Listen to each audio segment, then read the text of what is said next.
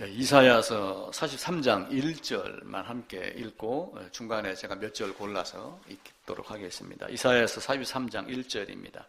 야곱아, 너를 창조하신 여호와께서 지금 말씀하시니라. 이스라엘아, 너를 지으신 이가 말씀하시느니라. 너는 두려워하지 말라. 내가 너를 구속하였고 내가 너를 지명하여 불렀나니 너는 내 것이라.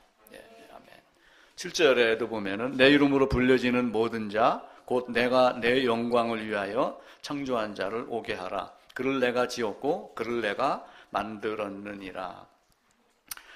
10절에도 보면 나 여호와가 말하노라. 너희는 나의 증인 나의 종으로 택함을 입었나니 이는 너희가 나를 알고 믿으며 내가 그인 줄 깨닫게 하려 함이라. 나의 전에 지음을 받은 신이 없었느니라. 나의 후에도 없으리라. 나 곧 나는 여호와라. 나의 구원자가 없느니라. 14절입니다. 너희의 구속자여 이스라엘의 거룩한 이 여호와가 말하노라. 너희를 위하여 내가 바벨론의 사람을 보내어 모든 갈대아 사람에게 자기들이 연락하던 배를 타고 도망하여 내려가게 하리라. 나는 여호와 너희의 거룩한 이요 이스라엘이 창조자요 너희의 왕이니라.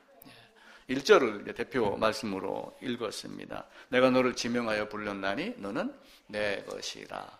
그러면서 창세전에 지명하여 불렀고 창세전에 나를 만들면서 또 적당한 때, 그 사람이 정하신 때, 정하신 장소에서 정하신 말씀으로 그를 불러냈습니다.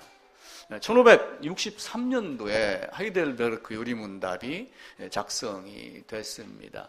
우리가 매일 성경을 읽고 주일마다 예배를 드리고 이렇게 하듯이 독일의 팔체에서 하이델베르크 요리문답을 만들어가지고 그 만든 사람이 두 사람입니다. 근데 그 사람들이 만들어서 매년 반복해가지고 유년부부터 교육을 시켰습니다.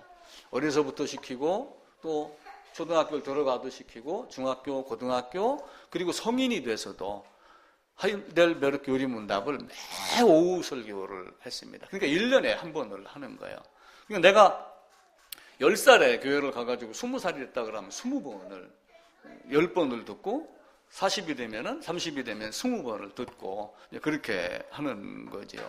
그래서 그걸 반복하게 하고 특별히 어떻게 했냐면 문답을 외우게 했어요. 일문 그러면 그 답을 쫙 외우게. 그래서 그걸 외우면서 하나님 말씀이 자기 마음속에 늘 자리 잡게. 그렇게 하다 보니까 교회가 하나님을 하나님답게 만들고 교회가 교회다워지고 또 하나님 말씀을 말씀답게 하며 말씀을 배우고 가르치고 하는, 그러니까 성도가 성도다워지고 또 목사는 목사다워지고 이런 모습으로 바뀌게 됩니다. 우리가 사도신경을 이제 기도 예배 전에 낭독을 같이 하지만 사도신경 그 몇 줄이 성경 전체의 내용입니다. 사도들이 이것을 어떻게 하면 성경 전체를 요약을 할까, 요약을 해서 후세 교육을 할까 해서 만드는 것이 사도신경입니다. 그래서 거기에는 창조주 하나님, 그러면서 바로 누가 나와요? 그리스도 예수에 대한 전혀로 잉태하여 오시고 그리고 우리 죄를 위하여 대속하고 그리고 승리하기 위하여 부활하셨고 라고 하는 내용들이 사도행전에 다 나오게 됩니다. 그 거듭남의 복음을 우리가 알지 못하면 성경을 손에 잡고 있다 할지라도 그것은 하나의 그냥 지식으로 아는 것, 성경을 아는 것에 불과하지 예수를 아는 것하고는 관계가 없게 됩니다. 그래서 성경을 바로 알게 하기 위하고 정확하게 또 깊게 성경 말씀을 먹기 위해서는 내가 죄인이라고 하는 것을 깨달아야지 됩니다. 음식을 가장 맛있게 먹을 때는 사실은 배가 고플 때입니다. 그리고 밖에 나가서 먹는 밥이 아무리 맛있어도 집밥이 제일 맛있다라고 하는 그 말씀을 우리가 세상에 나가서 이런저런 말들을, 좋은 말들을 많이 듣는다 할지라도 성경 말씀보다 더 맛있는 것이 없다, 이렇게 인용해서 적용할 수도 있습니다. 그래서 내 생각이 아닌 하나님의 생각, 하나님의 말씀대로 살아야지 됩니다. 어떤 사람이 실험을 했어요. 투명한 유리병을 이렇게 이제 해놓고 빛이 여기서 태양이 이렇게 떠 있을 때 빛이 이렇게 오고 빛이 오는 쪽으로 밑바닥을 이렇게 나눴어요. 그리고 이 안에다가 뭘 집어넣냐면 벌을 집어넣습니다. 벌을. 벌을 몇 마리를 집어넣은 거예요. 벌이 이제 밖으로 빠져나와야 되잖아요. 근데 이 벌이 너무 똑똑해가지고 환한 곳이 빠져나가는 곳이다. 이래 생각을 하고 전부 어디로만 향했어요? 전부 벌이 여기에 다 붙어 있는 거예요. 빠져나오지 못했다고 그럽니다. 왜 이 말씀을 드리냐면 내가 알고 있는 지식과 성경이 얘기하는 것하고는 달라요. 그런데 여기다가 파리를 집어넣었더니 이리 뛰고 저리 뛰고 하다가 한 마리가 튀어나왔다 합니다. 그래서 우리도 성경을 보고 막 뒤죽박죽 하라는 뜻이 아니라 벌하고 대비를 해서 벌은 그 똑똑한 벌이 자기 생각으로 밝은 곳으로 가면은 그래서 비 올 때 밤에 도로를 지나다가 비 올 때 밝은 곳을 밟으면은 물을 밟아요. 그래서 어두운 데를 밟아야지 됩니다. 그리고 얼음 밑에 빠졌을 때도 이렇게 구멍이 나 있는 곳이 있잖아요. 거기는 까매요. 얼음이 있는 쪽에는 물이 하얗게 보입니다. 그래서 흰 쪽으로 나가려고 하면 머리에 뭐가 박혀요?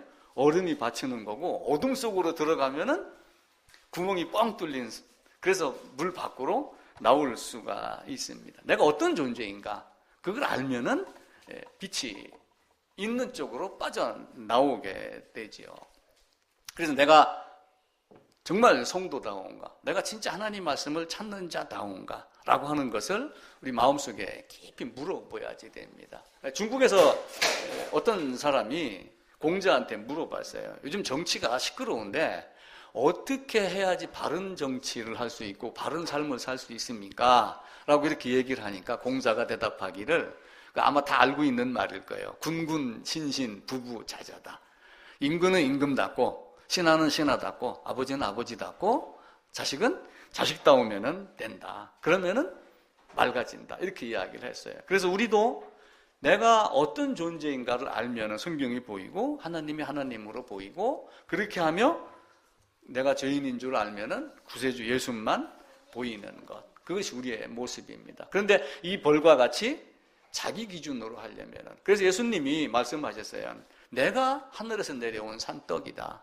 오병이어의 떡, 그거는 떡이라고 하는 것을 하늘에 준다라고 하는 걸 가르치기 위함이지 오병이어의 떡 자체가 너희 육신의 배부름이 그 목적이 아니거든요. 그것을 주시고 난 다음에 내가 생명이 떡이야 라고 이야기를 하니까 사람들이 야 이거 어렵다 이렇게 이야기를 했어요.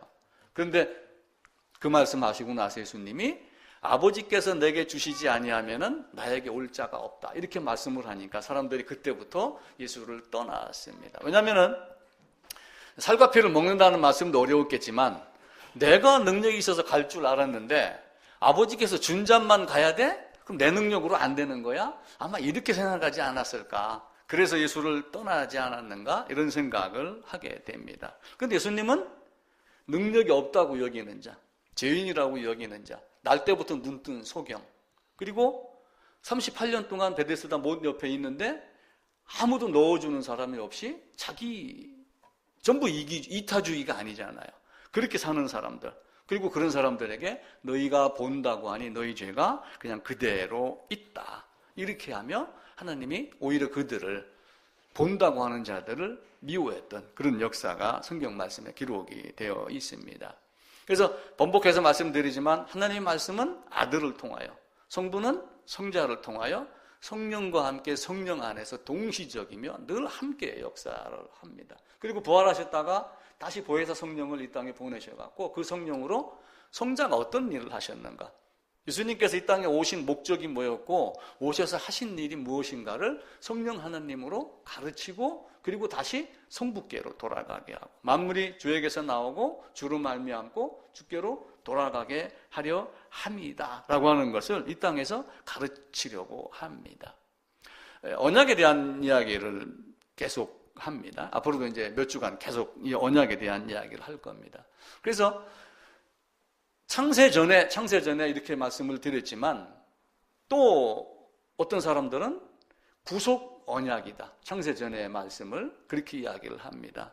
아마 거의 모든 신학교에서 조직신학을 배울 때 벌코프의 조직신학을 가지고 하는데 거기에 보면은 그렇게 적혀 있습니다. 하나님이 창세 전에 하신 것은 구속 언약이라고 보면 된다. 왜 구속 언약이냐면은 그 구속 언약을 가지고 이 땅에서 뭘 만들어내는 거예요? 행위 언약과 은혜 언약을 통해서 그 구속 언약을 풀어가지고 성취하는 과정이 이 땅의 역사이기 때문입니다. 그러면서 또한 은혜 언약은 율법의 행위를 이야기하는 행위 언약, 구속 언약은 은혜 언약이지만 행위 언약이라고 말할 수가 있다. 이렇게 말을 해요. 왜 행위 언약이라고 말할 수 있냐라고 하게 되면은 결국은 뭐예요? 행위를 통해서 은혜 안으로 들어가는 방법을 가르쳐 주는 거예요.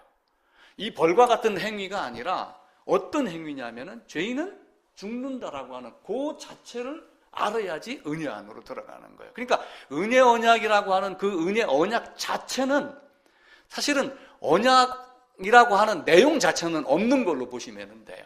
왜냐하면은 예수님이 오셔서 죄의 싹스로 죽고 장사되고 부활해서 우리에게 베푼 게 은혜거든요. 그 은혜는 이미 이 은혜 언약이라고 하는 그 이전에 사실 이미 다 이루어진 내용인데 그것을 한편으로는 우리가 은혜다 이렇게 말을 합니다. 그러면서 인간은 그리스도께서 행할 일을 인간이 해야 될 의무가 없다. 예수님께서 행하실 일을 우리가 행할 의무가 있어요, 없어요? 그거는 예수님만이 하실 수 있는 거예요. 인간이 행할 의무도 없고 인간이 행할 능력도 없다.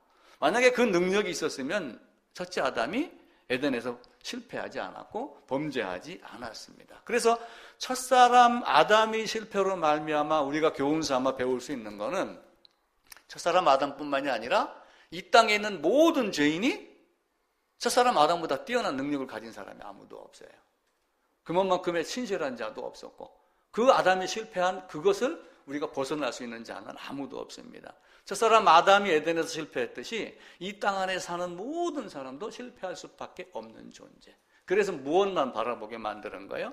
은혜만 바라보게. 근데 그 은혜가 예수님이 직접 오셔갖고 율법이라고 얘기하는 그 율법으로 죽으리라 라고 하는 정한 그 죽음 안으로 들어가는 행위를 통해서 은혜에 들어가는, 그래서 구속 언약도 행위 언약이다 라고 이렇게 말할 수 있다 라고 말하는 겁니다. 특별히 이제 그 내용을 결론적으로는 에베소서 2장 8절에서 은혜로 주시는 믿음으로 말미암아, 그래서 그 은혜는 너희의 믿음으로 난 것 같지만 그것도 선물이다 이렇게 이야기를 합니다.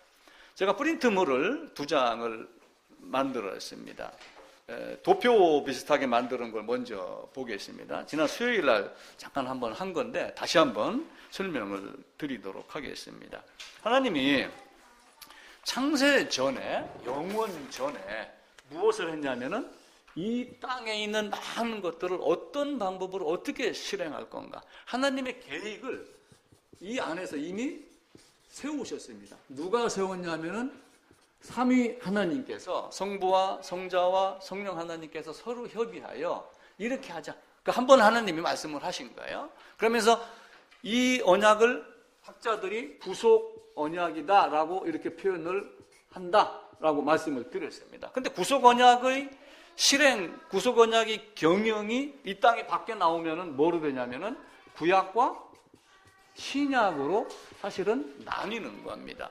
그러니까 구약 전체에서 사실은 누구를 바라보게 해요? 예수를 바라보고, 오실 예수를 바라보게 하는 거예요. 신약에서는 오신 예수와 다시 오실 예수를 바라보게 하는 거예요. 성경은 딱 그거 두 가지입니다. 거기서 우리가 다른 걸 찾기 시작을 하면은 신앙이 아닌 종교로 흘러가기 시작을 해요. 그러면서 예수님이 이 땅에 오신 것은 이 구속 언약, 삼위 하나님이 언약한 것을 실행하기 위해서 오셨는데 성부께서 누구에게 그 임무를 줬냐면 성자에게 임무를 준 거예요. 근데 한 분이죠, 그죠? 우리 인간이 느끼기에 의격으로 구분을 하지만 한 분 하나님이 사람의 모양으로 와서 십자가에 죽으시고 능력으로 부활하사 아들로 인정받으시고 하나님께 영광 돌리고 그리고 부활하셨다가 보혜사 성령을 이 땅에 주시고 이렇게 했는데 에덴에서 아담이 실패를 했습니다. 그러니까 크게 따지면은 두 개로 보는 거예요. 영원 전에, 창세 전에 삼위 하나님이 모든 걸 작정하셨고, 그러니까 이때는 시간 전입니다. 그죠? 시간 전이에요. 우리가 생각할 수도 없는 시간 전입니다. 그래서 원래 시간을 카이로스, 크로노스 이렇게 이야기를 해요. 근데 카이로스, 크로노스가 그리스 신화에서 나온 단어인데 카이로스라고 하면 하나님의 시각, 하나님의 시간, 크로노스, 인간의 시간, 어떤 사건의 연속 이렇게 하거든요. 근데 시간 전인데 시간 안으로 들어온 게 어디냐면은 태초부터 해갖고 이제는 창조와 무엇이 됐어요? 에덴이 된 겁니다. 그리고 에덴에서 여기 누가 있냐면 아담, 하와가 있습니다. 근데 이 에덴에서 아담과 하와가 몇 년 있었는지 아는 사람이 있어요? 아무도 모릅니다. 시간 아니지만 아무도 몰라요. 그래서 과학자들이 탄소 측정법을 하니까 지구의 연대가 25억 년이다, 30억 년이다 이런 식으로 지금 계속 추정을 하는 거예요. 창조하며 아담이 이 에덴 밖으로 나오기까지 요 시점까지는 아무도 시간을 모릅니다. 이때부터 성경이 나와갖고 에덴에서 아담이 쫓겨나와갖고 930세에 죽더라. 누구 낳고 하니까 이제 BC AD라고 하는 것으로 우리가 시간을 체크할 수 있는 거예요. 그래서 제가 성경으로 쭉 조사를 하니까 이때가 BC 4174년이더라. 저는 이제 이렇게 계산을 했어요. 성경에 있는 연대를 가지고 이때부터 인간에게 시간 안의 시간이 적용이 되는 거예요. 물론 이때도 시간 안이 되지만 이때는 모르고 이때는 시간이 이런구나. 우리 인간이 알 수가 있죠. 그러면서 이제 아담 하와로부터 누가 태어나냐면은 가인, 아벨 대신 셋.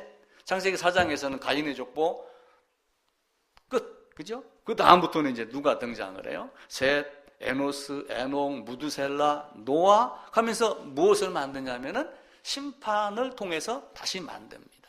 심판하면서 새로운 생명을 또 주고 새로운 생명을 주고 그러며 하나님이 범죄한 자에게 무엇 해주기를 원하는가라고 하며 또 한편으로는 방주를 통해서 꺼낼 자 꺼내는 모습을 하나님이 우리에게 가르쳐줘요. 그러면서 물로 심판이 아닌 불로 심판을 베드로를 통해서 가르쳐주기도 하고 그런데 노아의 후손으로 말미암는 모든 사람들이 다시 시작을 했지만 역시 본성은 누구 걸 타고 나온 거예요?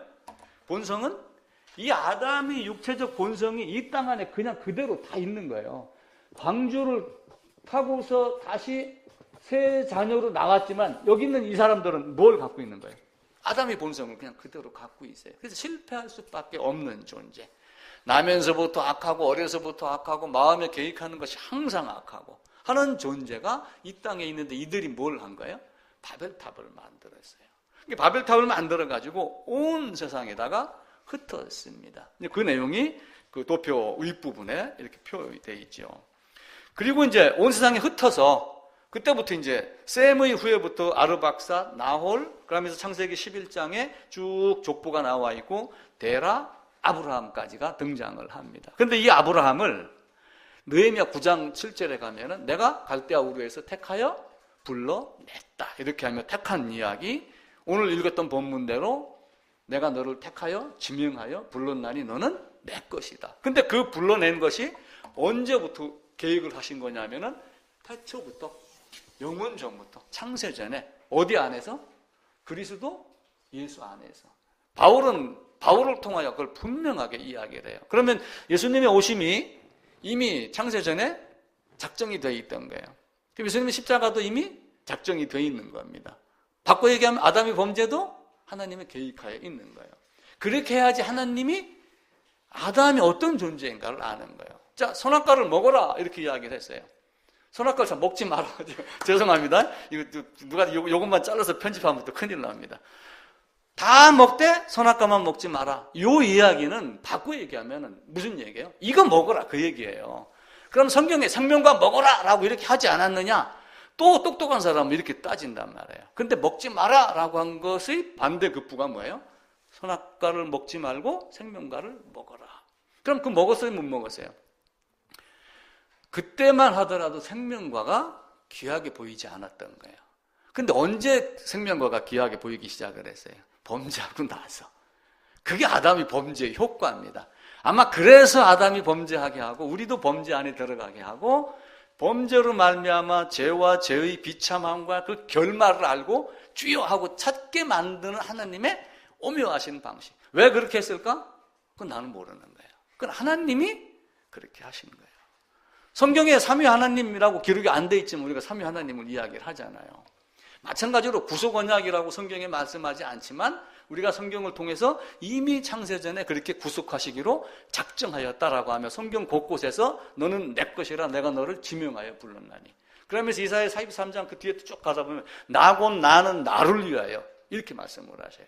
나 곧 나는 나를 위하여 나 곧 나는 내 영광을 위하여 너를 지으셨다. 그러니까 우리가 해야 될 일은 그 영광에 참여하면서 영광을 찬송하는 거지 그 앞에서 내가 뻐기고 이렇게 하는 게 아니에요. 이 땅에서 예수 믿고 뭐 좀 잘 됐다고 하여 하나님이 그래? 이렇게 하시나요? 안 해요.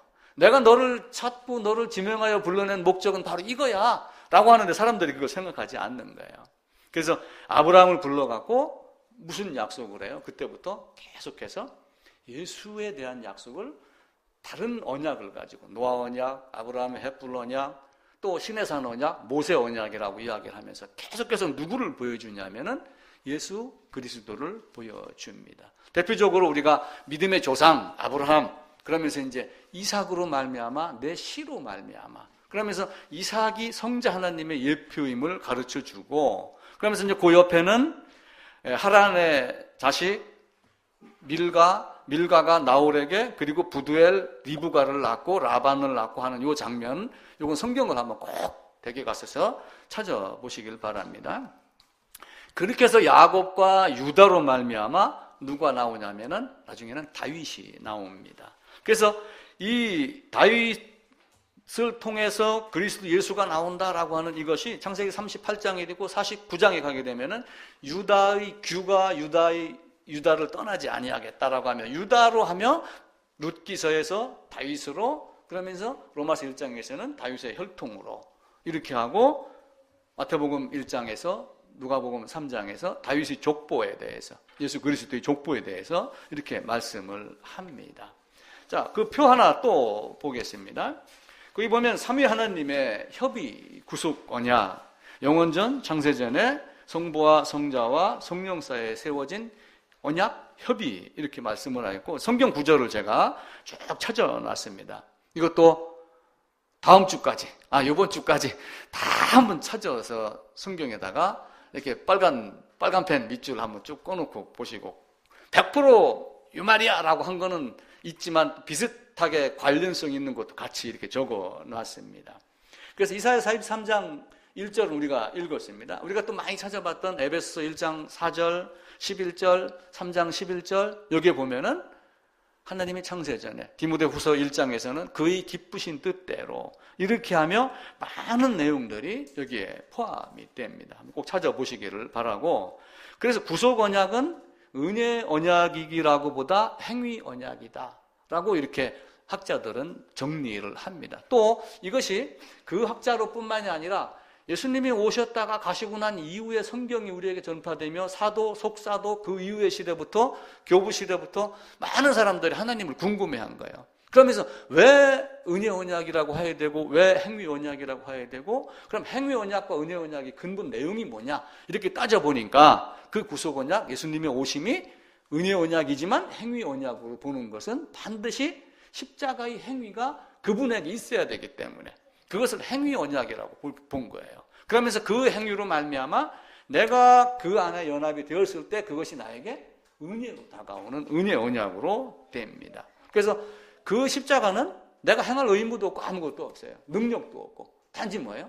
믿음으로 그 안으로 들어갔느냐 들어가지 않았느냐 연합이 됐느냐 안 됐느냐의 차이로 모든 것이 다 결정이 됩니다. 하나님이 나를 택하였으면 반드시 그렇게 됩니다. 그때가 언제인지는 우리가 언제인지 알아요 몰라요? 아무도 모릅니다. 제가 아침에 교회 올 때마다 씩 웃는 장면이 하나가 있어요. 집에서 딱 출발을 하면은 어떤 장면이냐면은 이렇게 오다가 사거리를 하나 딱 만나요. 여기 이제 빨간불이 딱 들어옵니다. 그럼 제가 차를 세웁니다. 근데 도로가 이렇게 돼 있는데 여기에 신호등이 하나가 있어요. 여기는 안 보여요. 커브가 있어갖고. 근데 저는 매일 다니니까 신호 체계를 알아요. 다른 데는 몰라도 요건 딱 보여요.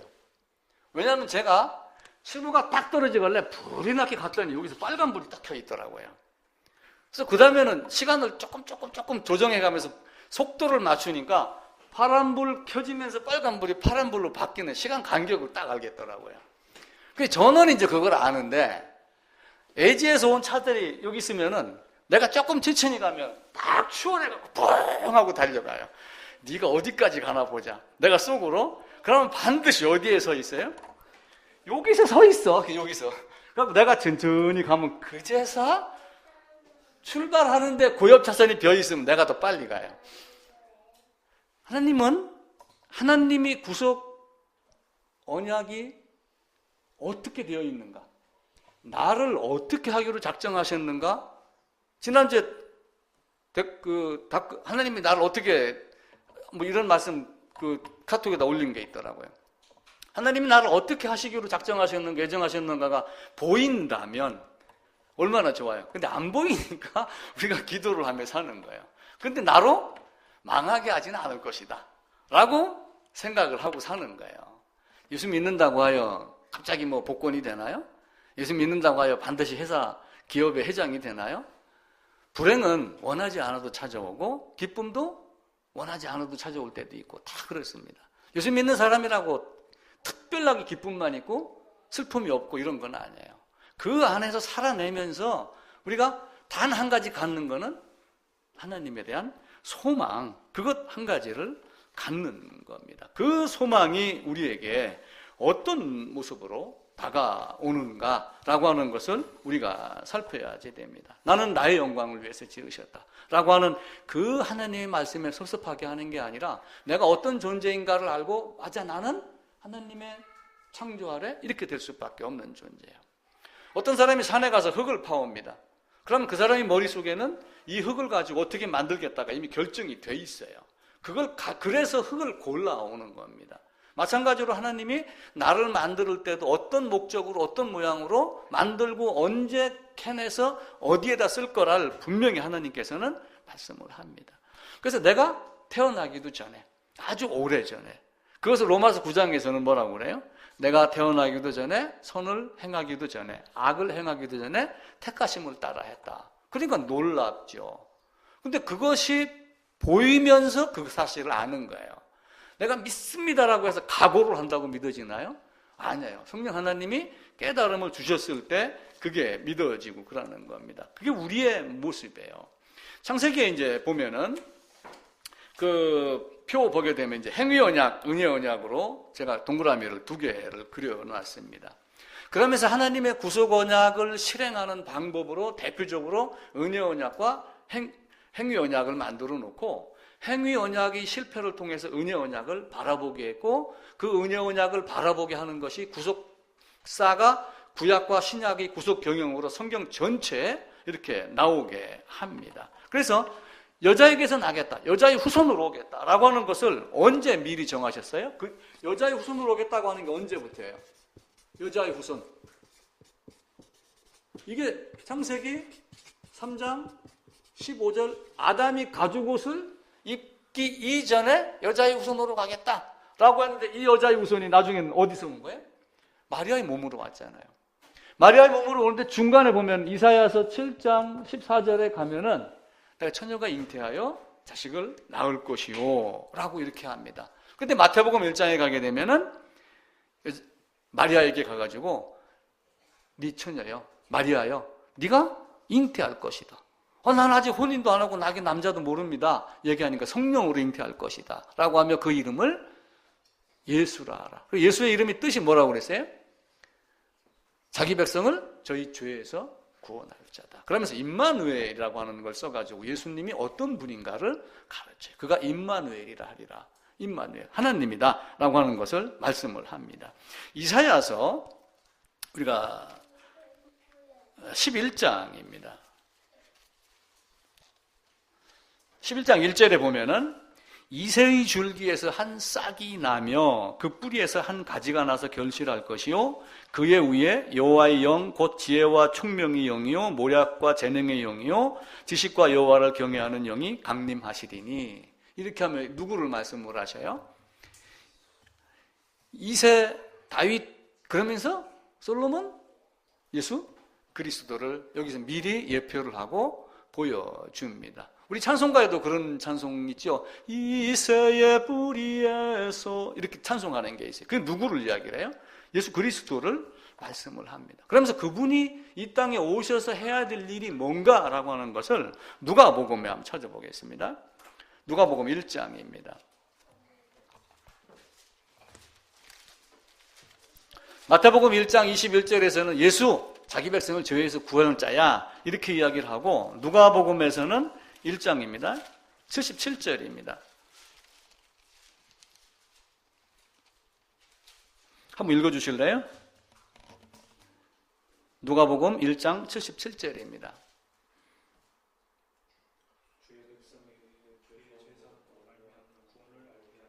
예, 같이 한번 읽읍시다. 주의 백성에게 그 죄사함으로 말미암는 구원을 알게 하리니. 근데 죄사함이라는 단어를 굉장히 싫어해요. 사람들은 싫어합니다. 왜 그런지 모르겠어요. 그래서 영접했니? 이 이야기만 하지 죄사함이라는 이야기를 잘 하지 않습니다. 에레미야에 가게 되면 에레미야서도 한번 찾아보겠습니다. 에레미야 33장입니다. 33장 15절입니다.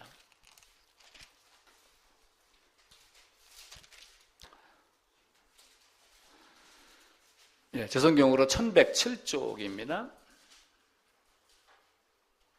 14절입니다. 여호와의 말씀이니라. 보라, 내가 이스라엘 집과 유다 집에 대하여 일러준 선한 말을 성취할 날이 이르리라. 그러니까 유다 집에 대해서 언제 말씀을 하셨어요?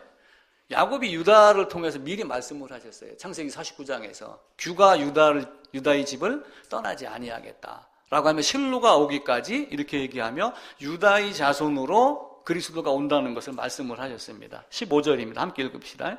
그날 그때 내가 다윗에게 한 공의로운 가지가 나게 하리니 그가 이 땅에 정의와 공의를 실행할 것이라. 그날에 유다가 구원을 받겠고 예루살렘이 안전히 살 것이며 이 성은 여호와 우리의 의라 이름을 얻으리라. 여호와 우리의 의라라고 했는데 그 여호와 우리의 의라고 하는 그 의가 로마서 3장에 가게 되면 하나님의 한 의가 나타났으니 라고 하며 예수 그리스도가 이 땅에 오시는 것을 말씀을 합니다. 그러면서 아버지께서 내게 오게 하야지 된다 라고 하는데 이스라엘 백성들은 예수님을 보고 늘 거부를 하며 네가 누구냐? 네가 누구냐? 너는 마리아의 자식 아니야? 요셉의 자식 아니야? 목수의 아들 아니야? 이렇게만 늘 이야기를 했죠. 그러니까 예수님이 뭐라고 그래요? 너희가 아브라함의 자손이면, 그 이야기를 하니까 예수님은 요한복음 8장에서 내가 아브라함이 나기 이전부터 있느니라, 아브라함이 나기 전부터 있느니라라고 하며 영원부터 계셨던 하나님을 말씀을 합니다. 로마서 9장에 가게 되면은 그는 하나님이다 이렇게 말씀을 하셔요. 바울은 로마서 9장으로 가보겠습니다.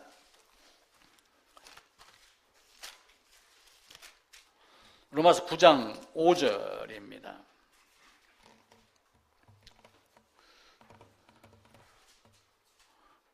4절 읽고 5절 함께 읽읍시다. 그들은 이스라엘 사람이라. 그들에게는 양자됨과 영광과 언약들과 율법을 세우신 것과 예배와 약속들이 있고 조상들도 그들의 것이요 육신으로 하면 그리스도가 그들에게서 나셨으니 그는 만물 위에 계셔서 세세의 찬양을 받으실 하나님이시니라 라고 하며 그리스도가 하나님이심을 아예 바울은 그냥 이야기를 합니다. 요한 1서에도 그 내용이 나옵니다. 요한일서 5장 20절에도 그는 하나님이시다 라고 하여 탁 못 박습니다. 시편 110편으로 가보겠습니다.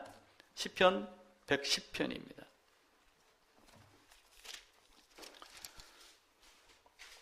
예수님이 부활하셔서 하나님 우편에 앉으셨습니다.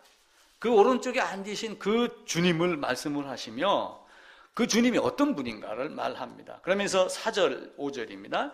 여호와는 맹세하고 변하지 아니하시리라. 이르시기를 너는 멜기세덱의 서열을 따라 영원한 제사장이라 하셨도다. 5절 앞부분에 보면은 주의 오른쪽에 계신 주라며, 주의 오른쪽에 계신 주가 누구예요? 우리 주님 멜기세덱의 반차를 따라서 영원한 대제사장이 된 예수 그리스도를 말씀을 합니다. 그 예수님께서 구속 언약 이루기 위해서 구약 신약으로 구속 경영 안에 들어오셔가지고 많은 말씀을 하시며 옛 언약과 새 언약으로 우리에게 가르칩니다. 그러면서 옛 언약은 사실은 뭐예요? 옛 언약은 우리 도표 나눠드린 그 두 번째 장 이제 보게 되면은 옛 언약과 새 언약 말씀을 하셨습니다. 히브리서 8장 13절입니다.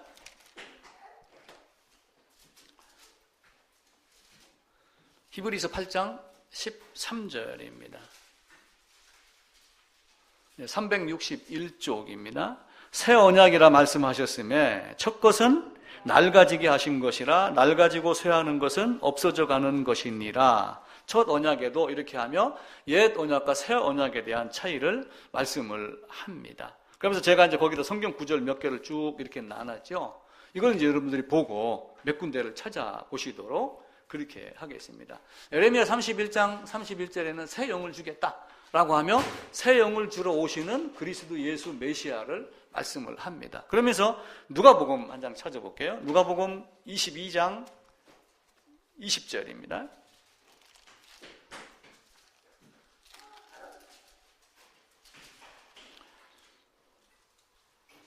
134쪽이네요. 20절. 저녁 먹은 후에 잔도 그와 같이 하여 이르시되 이 잔은 내 피로 세우는 새 언약이니 곧 너희를 위하여 붓는 것이다 라고 하며 옛 언약을 성취하기 위해서 십자가로 죽으시는 그 예수님의 모습을 새 언약으로 표현하며 성찬에 대한 이야기를 또 하고 있죠. 하나님께서 이와 같이 많은 것들로 옛 언약과 새 언약을 말씀을 합니다. 그러면서 아까 말씀드렸던 예수님의 족보, 다윗, 그리고 유다로부터 시작해서 솔로몬, 그리고 많은 것들을 통해서 예수 그리스도, 마태복음 1장과 누가복음 3장에 있는 족보로 이렇게 나타나죠. 근데 족보를 제가 한번 말씀을 드렸죠. 다윗이고 다윗 안에 자식이 둘이 있다고 그랬잖아요. 솔로몬하고 나단하고 쭉 내려오면 여기에 누가 등장을 하냐면은 마리아가 등장을 해요. 그리고 솔로몬으로 쭉 내려오면 여기에 요셉이 등장을 합니다. 근데 여성을 족보에다 기록을 하지 않기 때문에 요 위에는 요셉의 위에는 누구요? 라고 하며 헨리로 마리아의 아버지 이름을 대체를 해가지고 이렇게 해놓고 둘이 만나서 다시 뭐예요? 다윗의 후손으로 오신 예수 그리스도를 족보가 다시 합쳐지는 한 혈통으로 만들어냅니다. 그게 이제 예수 그리스도의 족보에 대한 이거든요. 그거는 이제 한번 찾아보시고, 근데 예수님이 이 땅에 오신 것이 언제 약속을 하신 거예요? 여자의 후손으로 가겠다라고 말씀을 하셨어요. 근데 여자의 후손으로 가겠다 말씀하신 것이 언제인지 구약에 있는 사람들이 알았겠어요? 오시기만 기다렸던 거예요. 그분이 언제 오지? 그분이 언제 오지? 예를 들어 갖고 우리가 36년 동안 강점기에 있었을 때 우리가 언제 해방이 되지? 언제 해방이 되지? 라고 하는 어떤 거, 막 이런 거. 장애 갔던 엄마가 언제 오지? 언제 오지? 기다리는데 언제인지는 모르잖아요. 물건 일찍 팔면은 일찍 올 거고 늦게 팔면 달 뜨면 올 거고. 구약에서는 수많은 시간 동안 메시아를 기다렸는데 그 메시아 오시기까지 요때부터 계속해서 여자의 후손으로 했는데 사실은 중간에 딱 등장을 시킨 게 누구냐면 아브라함 때부터 이야기를 하면서 이때 아브라함이 2166년이에요. 태어난 지가 BC 2166년. 이때도 아련했고 방주로 많은 것을 가르쳤지만 이때부터 또 약 2000년 뒤에 예수님이 오셨으니까 전체적으로는 몇 년이에요? 4000년이란 동안 기다리면 메시아를 사모를 했던 거예요. 근데 거기서 이스라엘 백성들은 뭘 배웠냐면은 메시아를 배운 게 아니라 제사의 형식만 배운 거예요. 제사의 형식만 배우면서 예수는 몰라봤어요. 그래서 내가 번제와 속죄제를 기뻐하지 아니한다라고 하는 그 말은 제사 드리지 말라라고 하는 뜻이 아니라 옛 언약이 아니고 새 언약을 내가 너희에게 주기를 원한다. 너희는 옛 언약 안에서 머물지 말고 새 언약 안으로 들어가라 라고 하는 이야기를 한 건데 이스라엘 백성들이 그걸 모르고 계속 성전 제사만 고집하고 짐승희생 제사만 고집을 하며 메시아로 온 예수를 몰라보고 너 마리아의 아들 목수 아들 이렇게 하며 그를 배척했던 이런 역사가 이스라엘 모든 사람들에게 다 있습니다. 근데 그 때가 언제인지 모르는데 바울은 갈라디아서 4장에서 때가 참에 이렇게 말씀을 하셔요. 그 때가 참에 이렇게 하는데 그 때가 참에가 언젠지는 아무도 몰라요. 기약이 이르러. 신약 성경에는 또. 근데 그 기약을 사실 언제, 구속 언약이 미리 언제라고 하나님은 아는데 우리 인간은 모르는 거예요. 그래서 바울이 때가 참에 기약이 이르러 약속하신 그때가 되매 주님이 오셨다. 이렇게밖에 표현을 못하는 거예요. 자, 사도행전 3장 한번 찾아보겠습니다. 사도행전 3장입니다.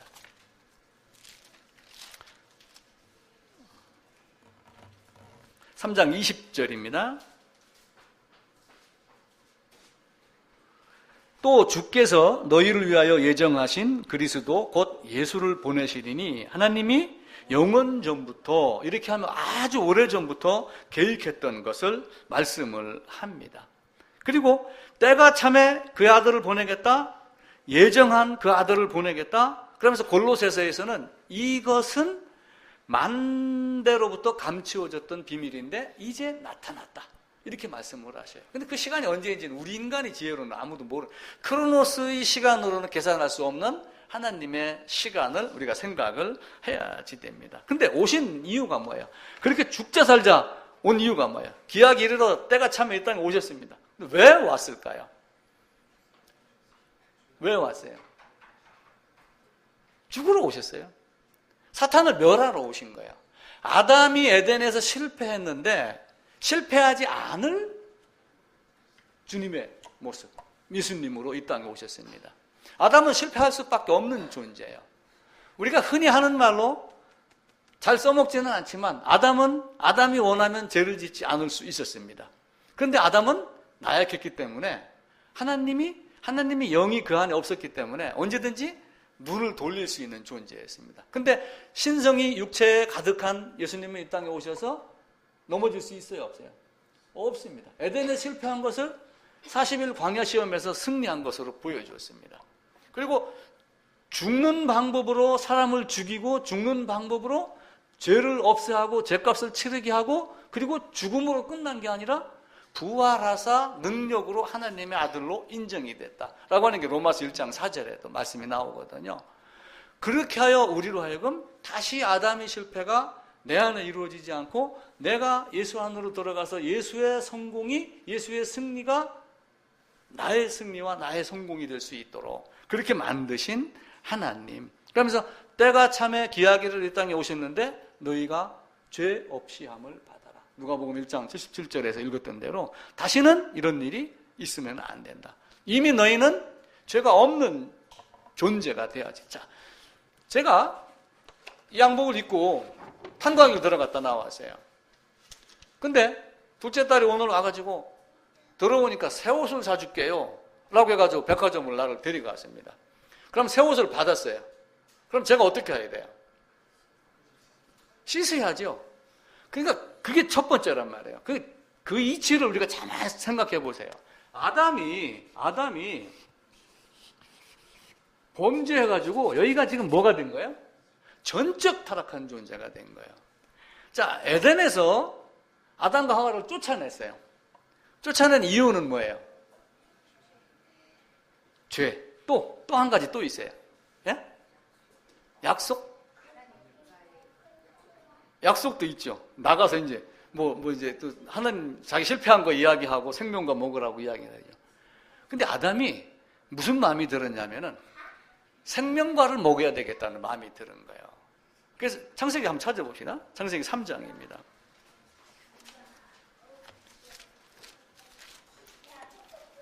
창세기 3장 22절입니다. 예, 같이 읽읍시다. 여호와 하나님이 이르시되 보라 이 사람이 선악을 아는 일에 우리 중 하나같이 되었으니 그가 그의 손을 들어 생명나무 열매도 따먹고 영생할까 하노라. 이건 하나님이 말씀하신 거지만 사실은 아담이 실패를 하고 나서 그때 딱 눈에 보인 게 뭐예요? 내가 진짜 먹어야 될 건 저거였는데 라고 하는 여기다가 생명을 집어넣으면은 어떻게 돼요? 전적 타락한 영생이 주어지는 거예요. 악한 존재의 영생이 주어지는 거예요. 그러니까 하나님은 뭘 만들어야 돼요? 다시 요 안에 아무것도 없는 아담을 만들어야지 돼요. 그게 죄값으로 죽는 십자가예요. 이해가 되죠? 그 다음에 뭘 집어넣어요? 생명을 집어넣는 거예요. 그게 부활이에요. 그러니까 먼저 만들어야 될 게 이걸 없애는 방법이 이게 뭐냐면 십자가라는 거예요. 예, 지우개로 지워지나요? 그래서 성경이 얘기를 하잖아요. 양잿물로 허다한 비누를 쓸지라도 내 죄가 없어지겠느냐? 결코 아니다. 없앨 수 없다. 만약에 표범이 자기 몸 가죽에 있는 털에 있는 반점을 없앨 능력이 있으면 그렇게 가능하다. 근데 능력이 있어요, 없어요? 없으니까 너도 안 된다. 하나님은 묘하게 다른 것 갖다가 집어넣습니다. 집에 키우는 고양이가 줄이 있는 고양이가 있어요. 그걸 백색으로 만들 능력이 그 고양이에게 있으면 너도 그렇게 할 수 있어. 근데 그게 할 수 없듯이 너도 안 돼. 딱 뭐예요? 이 세상 첫 번째 율법은 뭐예요? 먹어라, 먹지 마라. 두 번째 율법은 먹은 자에게 반드시 죽는다. 공의를 하나님은 실행하시겠어요? 안 하시겠어요? 아담은 내가 특별히 첫 번째로 지은 자식이니 공의를 그냥 나놓고 넘어갈까요? 철저하게 합니다. 왜? 다른 사람에게도 적용을 해야 되니까. 아니 대통령 아들이 지금 미국 갔다고 그러니까 또 여당에서 역대 대통령 아들 다 해외 다녀가고 다른 짓 다 했다. 그렇게 이야기를 하더라고요. 그러면 사람들은 뭘 보냐면은 대통령 아들이 그랬으면 나도 이렇게 따지는 거예요. 만약에 첫째 아담을 그냥 여기다가 영생을 주었으면은 다 뭐가 나와요? 다 시커먼 놈들만 태어나오는 거예요. 근데 하나님이 그렇게 하지 아니하고 이 안에다가 생명 넣어주기를 첫 번째 과정으로 이걸 없애는 방법. 그게 십자가의 죽음입니다. 이해가 돼요? 목욕하는 거하고 똑같은 거예요. 그래서 목욕한 자는 발밖에 씻을 것이 없다라고 하며 참 설명이 이 성경 글을 어떻게 다 말로 표현하겠어요? 그게 보이면 보이는 거예요. 보이면 보인다. 그 말이 참 애매모호하지만 자기를 죽여 이 땅에 있는 모든 사람들의 죄를 없애려고 자기 피로. 그러면서 사도행전 20장에는 하나님이 자기 피로 사신 교회. 그러면서 예수님이 누구임을 증명을 해요. 아까 로마서 9장 5절 요한 1서 이렇게 읽었던 대로 그는 하나님의 사람의 몸을 입고 와서 이 땅에서 직접 죽으신 겁니다. 그러면서 하나님이 나중에는 무슨 말씀을 하냐면은 다 이루었다. 우리 프린트물 제일 마지막 부분입니다. 다 이루었다. 요한복음 19장에 있습니다. 그것도 한번 찾아보겠습니다. 요한복음 19장 20절입니다.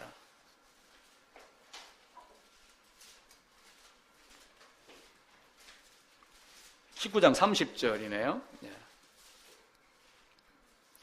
예수께서 신 포도주를 받으신 후에 이르시되 다 이루었다 하시고 머리를 숙이니 영혼이 떠나가시니라. 무엇을 다 이루었을까요? 다 이루었다. 다 이루었다. 이게 아마 어떻게 보면 성경의 키포인트일 수도 있어요. 무엇을 다 이루었을까요?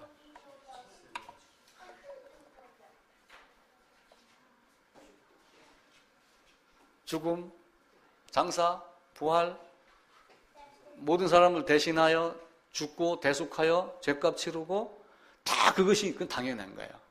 근데 지금 제가 말씀드리려고 하는 것은 이제 뭘 얘기를 하냐면은 구속 언약에 대한 개념으로 다시 돌아가는 거예요. 삼위 하나님이 영원 전에 무엇을 하셨어요? 창세 전에 예수 안에서 에베소서 1장 4절에 보면 그 얘기 나오죠. 창세 전에 예수 안에서 모든 걸 다 했어요. 창세 전에 예수 안에서 예정을 했는데 성부가 계획을 하고 성자에게 그것을 실행하게 하고 성령에게 가르치게 하고 하는 이것 자체를 다 협의한 것. 그러면서 아버지가 아들에게 너는 가서 그것 하고 와 라고 한 것을 다 이루었다 그 얘기예요. 물론 그 내용은 우리의 죄사함이죠. 근데 아버지께서 아들에게 하라고 주신 일, 그게 뭐예요? 아버지께서 하라고 주신 그 일을 내가 다 이루었다. 그러니까 예수님이 이 땅에 오셔서 십자가에서 죽고 장사되고 부활하고 다 이루었다? 다시는 죄를 위하여 제사 드릴 것이 없다라고 하는 그것이 언제 계획이 된 거예요? 이때 계획된 것을 다 이루었다. 그 얘기예요. 자, 요한복음 17장입니다. 첫 번째 요한복음 17장 찾아놨죠? 17장 4절입니다.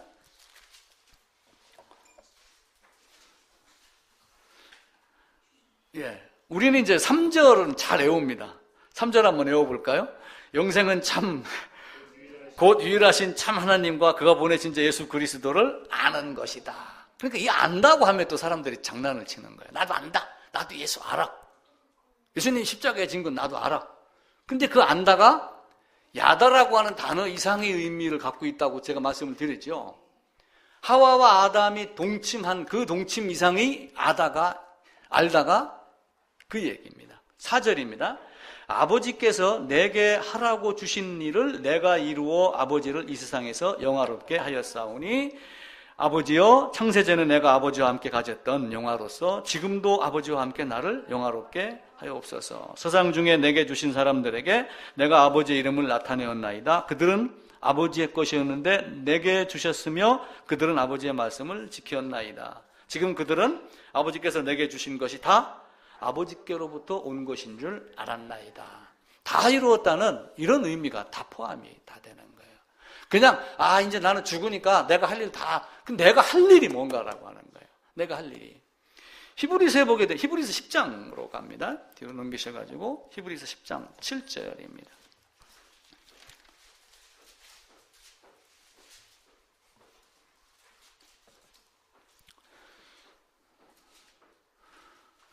오 절 제가 읽을게요. 그러므로 주께서 세상에 임하실 때 이르시되 하나님이 제사와 예물을 원하지 아니하시고 오직 나를 위하여 한 몸을 예비하셨도다. 번제와 속죄제는 기뻐하지 아니하시나니 이에 내가 말하기를 하나님이여 보시옵소서. 두루마리 책에 나를 가리켜 기록된 것과 같이 하나님의 뜻을 행하러 왔나이다.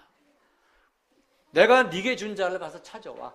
찾아오는 방법은 이거야 라고 하며 주신 것을 이루었고 아버지께서 아들에게 주신 자는 아들이 한 그 일을 알게 하시니 감사합니다. 그게 다 이루었다라고 하는 뜻이에요.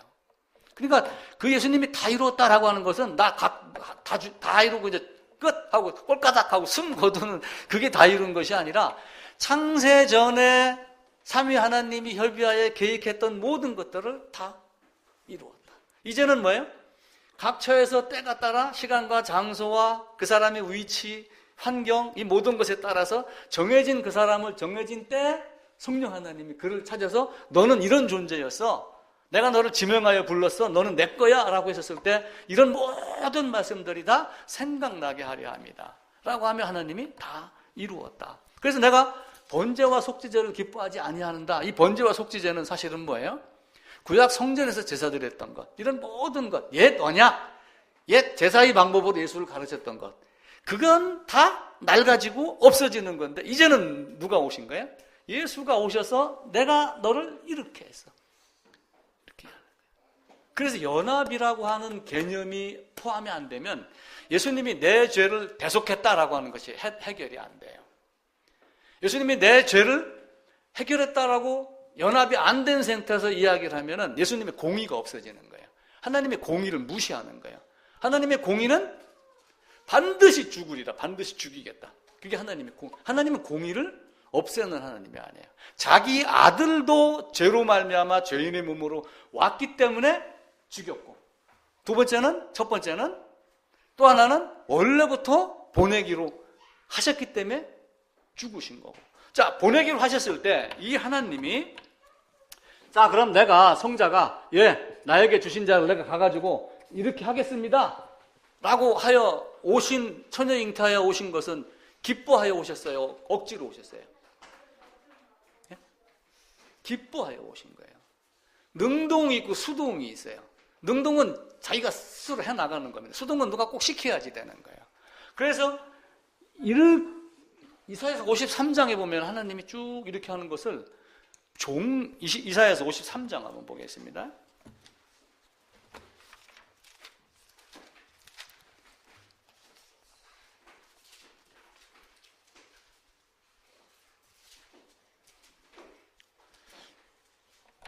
고통받는 모습이 쭉 나옵니다. 고통받는 모습이 11절입니다. 그가 자기 영혼이 수고한 것을 보고 만족하게 여길 것이라. 나의 의로운 종이. 그러면서 예수님을 뭘로 나타내세요? 종으로 나타냈습니다. 그러니까 아버지가 시킨 종의 모습으로 예수께서 이 땅에 오셨는데 예수님이 이 땅에 오실 때는 기뻐하며 오셨어요. 능동적으로 오신 거야. 당연히 가야죠. 협의한 거니까. 근데 예수님 십자가로 가실 때 기뻐하며 막 뛰어갔나요? 겟세마네에서 기도할 때 어떻게 했어요? 아버지, 나 이거 이 잔 마시기 싫습니다. 그럼에도 불구하고 갔어요, 안 갔어요? 갔잖아요. 그래서 이것을 두 가지로 표현을 해요. 능동적 의미의 순종. 능동적 의미의 순종인데 사실은 여기가 고통이 엄청난 곳이잖아요. 그러니까 수동적이라는 표현이 나 거기 가기 싫습니다. 그런데도 아버지의 뜻이면 가겠습니다. 그렇게 되는 거예요. 그래서 능동적 의미의 수동적 순종 이렇게 이야기를 해요. 예수님이 이 땅에 오셔서 그러니까 어디 가서 이제 이런 건 외워놓으면 좋아요. 능동적 의미의 수동적 순종이다. 예를 들면 아담이 원하면 죄를 짓지 않을 수 있었다라고 하는 이런 건 문장으로 외워놓으시면 좋습니다. 아담은 그런 존재가 아니에요. 근데 예수님이 이 땅에 오셔서 아담과 같이 예수님이 원하면 죄를 짓지 않을 수 있었나요? 예수님은 그 안에 신성이 충만하기 때문에 이 땅에 오시면서도 죄를 전혀 지을 수 없는 존재. 첫사람 아담하고 둘째 아담하고 다르죠. 그래서 그분은 실패하지 않고 승리할 수밖에 없는 거예요. 그걸 다 이루었다. 이렇게 말씀을 하셔요. 다 이루었다의 정점 또 하나의 내용이 히브리서 2장에 있는 대로 이기는 방법이 묘한 거예요. 왜냐하면 창세기 3장에서 여자의 후손이 사탄이 여자의 후손의 발 뒤꿈치로 물겠다 하는 그 죽음을 통하여 죽음의 세력을 잡은 자 마귀를 없애했다. 히브리서 2장에 있는 말씀을 이루시는 거예요. 그러면서 예수 안에 있는 자, 믿음으로 예수와 연합하는 자는 죽지 않고 죽음을 겪게 하는 것. 그게 하나님이 처음부터 우리에게 계획하셨던 창세전의 예정, 창세전의 구속 경영, 그리고 구속 언약, 구속 경영, 구약과 신약 이렇게 얘기를 하고 있죠. 그래서 하나님이 내게 주신, 하나님이 나에게 하라고 하신 그 뜻을 내가 행하였습니다. 내가 이스라엘 구약에서도 계속해서 말씀을 해요. 시편 40편 한 장 더 찾아봅시다. 시편 40편입니다.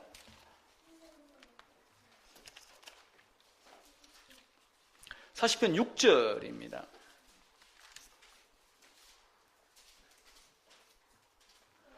네, 832쪽입니다. 주께서 내 귀를 통하여 내게 들려주시기를 제사와 예물을 기뻐하지 아니하시며 번제와 속죄자를 요구하지 아니하신다 하신지라. 그때 내가 말하기를 내가 왔나이다. 나를 가리켜 기록한 것이 두루마리 책에 있나이다. 나의 하나님이여 내가 주의 뜻 행하기를 즐기오니 주의 법이 나의 심중에 있나이다. 이렇게 하며 구약의 율법의 제사가 사실은 하나님이 요구하는 게 아니에요. 그건 뭐예요? 단순하게 그걸 통해서 누구를 바라보라는 거예요? 죄 있는 자는 짐승 끌고 와. 죄 있는 자는 예수에게 나가. 그리고 그 짐승 머리에다가 두 손 얹고 죄를 고백하고 너를 넘겨줘 라고 하면 예수님과 연합하는 장면을 구약에서 계속 가르치고 마지막의 완성은 누구를 통해서 하시는 거예요? 그리스도 예수를 통해서. 그래서 내가 왔습니다. 다 이루었습니다. 이제는 죽음으로 죽음의 세력을 잡은 자 마귀를 없애야 합니다.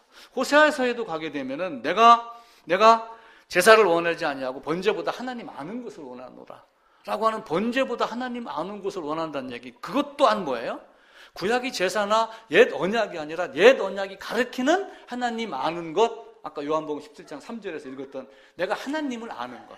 예수 그리스도가 왜 이 땅에 오셨고 어떤 일을 하셨고 이룬 성과가 무엇이냐라고 하는 것이 구속 언약의 성취의 그 내용 모든 것을 아는 것을 호세아서에서 그 이야기를 하고 있는 거예요. 나는 제사를 원하지 아니하고 하나님 아는 것을 원한다. 그렇게 하며 히브리서에서는 멜기세덱의 반차로 유다 지파로 나신 것이 확실하다. 그러면서 불멸의 영으로 오신 예수 그리스도, 멜기세덱의 반차를 따른 예수 그리스도 이렇게 말씀을 합니다. 그러면서 너희는 대제사장 예수를 깊이 생각하라. 그분이 도대체 어떤 분인가? 단순하게 주야 하고 외치고 뭐 주시옵소서 이렇게 외치라고 하는 그 주님이 아니고 창세전부터 나에게 어떤 방법으로 어떻게 무엇 주시려고 했던 게 뭐예요? 생명나무 그거 한 가지예요. 그 생명나무 먹은 자도 이 땅에서 넘어질 때 있고 가난해서 쓰러질 때도 있고 힘들 때도 있고 다 있는 거예요. 단지 뭐예요? 생명 먹은 그것 하나로 감사하며 그것 이겨내며 살아라. 그 얘기를 하는 겁니다. 그러니까 우리의 삶이 신실해야 될 필요가 있어요. 야구 어제 시작을 했죠. 뉴스에 보니까 뭐 박병호도 홈런 치고 뭐 막 쫙 쳤더라고요. 일본의 유명한 야구 선수 이치로가 있어요. 이치로. 혹시 기억나세요? 아주 일본의 전설이랍니다. 그 미국에 가서도 뭐 몇천 안타를 치고. 근데 나이가 먹으니까 어쩔 수 없이 은퇴를 했습니다. 어젠가 그저께 신문에 보니까 이제 나 은퇴했습니다. 라고 딱 공포를 했더라고요. 근데 그 양반이 작년 5월 달부터 시합에 껴주질 않는 거예요. 이제 너는 아마 은퇴해야 될 거야. 너는 이제는 뭐 네 생각하고 몸뚱이하고는 따로 놀아. 그러니까 너는 은퇴에 해당돼. 이렇게 했는데도 불구하고 훈련만큼은 전성기 때하고 똑같이 했대요. 그러면서 그 은퇴하는 이치로에게 당신 선수 생활 20-30년, 30-40년을 했는데 가장 자랑스러울 때가 언제냐? 물어봤어요. 이치로가 뭐라고 대답을 했을게요? 지금? 조금 전에 말씀드렸던 나보고 은퇴하라고 하고 은퇴가 확 찍는데도 불구하고 나는 열심히 운동했습니다. 그때가 나는 가장 자랑스럽습니다. 만약에 내일 은퇴야. 그러면 앞으로 1년 뒤에 은퇴할지 몰라. 시합도 안 껴주고 선수단만 버스 뒤에만 타고 졸졸 따라다니면 나는 껴주지도 않는구나. 지금부터 좀 노려야지. 하겠어요, 안 하겠어요? 대다수가 그렇게 해요. 근데 그렇게 아니하고 지금 시합 뛸 수 없어도 일본의 이치로가 언젠가 몸이 아파갖고 훈련을 몸이 아파도 계속 달렸던 그래서 길이 생긴 길이 있대요. 그 모습이 우리의 신앙인의 모습이에요. 우리의 삶이 그렇게 돼야지 됩니다. 잠시 잠깐 때가 되면은 늙는 거 뻔한 거죠. 그렇게 안 되는 사람이 어디 있습니까? 다 그래 되죠. 하나님의 사랑은 우리가 생각하는 사랑하고 다릅니다. 하나님의 사랑은 해달픈 사랑이에요, 사실은. 사랑을 주는 게 좋아요? 사랑을 받는 게 좋아요? 둘 다요. 주고받고 하면 당연히 좋죠.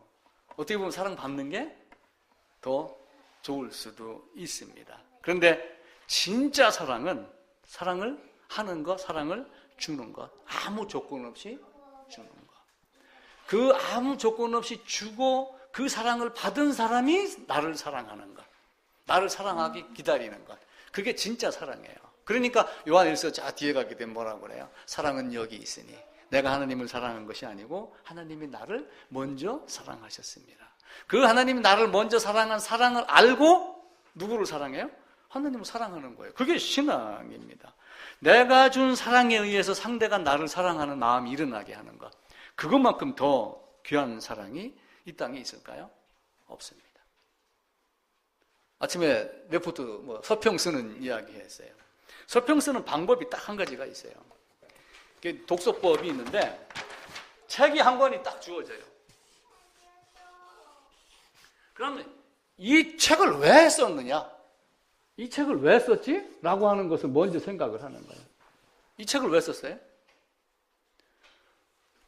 교수가 숙제를 주면서 이 책 읽고서 써갖고 와. 서평 1장 써갖고 와.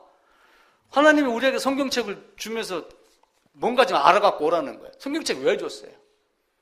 그걸 분명히 아는 거예요. 그 다음에 이 책을 읽고 그 내용이 뭔가를 첫째, 둘째, 셋째로 딱 요약을 하는 거예요. 어떻게 그것을 알 건가? 그 내용이 무언가라고 하는 걸 아는 거예요. 그리고 진짜 그 중에서 내가 얻은 것 하나, 적용할 것 하나, 실행할 것 하나. 이렇게 하나, 셋, 하나. 이게 서평 쓰는 방법입니다. 학교에 가서 꼭 그렇게 하세요. 수진이. 그럼 굉장히 쉽답니다. A4 한 장에 딱. 왜 이걸 줬지? 교수가 이 책을 주고 서평을 써오라는 이유가 있는 거야. 그래서 책을 쭉 읽다 보면 그게 딱 한 가지를 끄집어내는 거야. 이 키포인트 한 개를 딱 잡고 그걸 뒷받침할 수 있는 한 서너 가지 정리를 하고 나는 이것을 배워서 이렇게 하겠다. 라고 딱 1, 3, 1 이렇게 하면 되는 겁니다. 성경도 마찬가지예요. 이걸 준 이유가 뭐예요? 이걸 준 이유. 왜 줬어요? 오직 이것을 기록하면 요한복음 20장 31절. 집에 가서 꼭 찾아보세요. 요한복음 20장 31절. 오직 이것을 기록하면 영생 얻게 하려 합니다. 딱 그거 한 가지요. 그러면서 그 영생 얻는 방법을 쭉 적어놨는데 물론 성경은 여러 가지로 표현을 하죠. 그걸 요약하는 게 사도신경이에요. 그래서 나는 그래서 이런 존재가 됐으니 나는 이런 삶이 돼야 되겠구나 라고 하나님이 나에게 준 사랑을 반사해내는 그런 모든 삶이 우리 모두에게 있기를 정말 간절하게 기도를 합니다.